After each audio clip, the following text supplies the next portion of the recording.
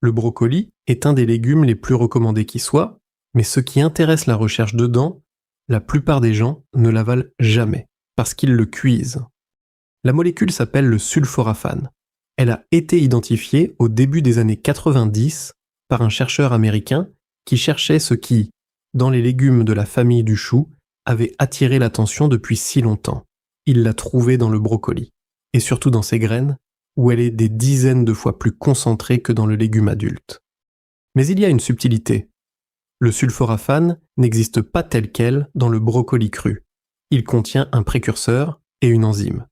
Quand on croque, on écrase, on mâche, l'enzyme rencontre le précurseur et le sulforaphane se forme. Le problème, cette enzyme ne supporte pas la chaleur.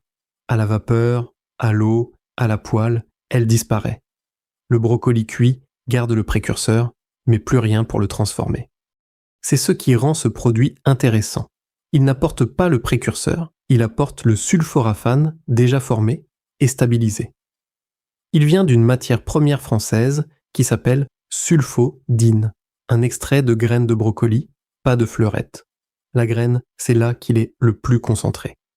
Les graines sont européennes et la transformation se fait en Bretagne. Le procédé est breveté. C'est une micro-encapsulation qui protège la molécule jusqu'à la gélule, parce que le sulforaphane libre est fragile, il se dégrade vite. Et chaque lot est contrôlé pour vérifier que le taux annoncé est bien celui qu'on retrouve jusqu'à la date limite.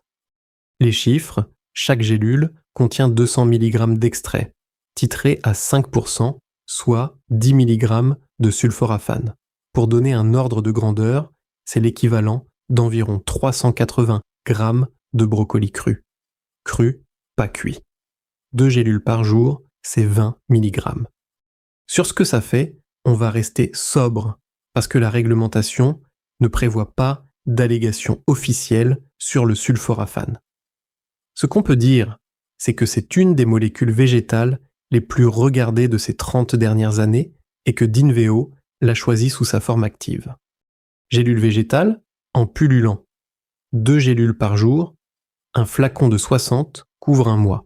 Si vous suivez un traitement, ou en cas de grossesse, l'avis de votre médecin ou de votre pharmacien d'abord.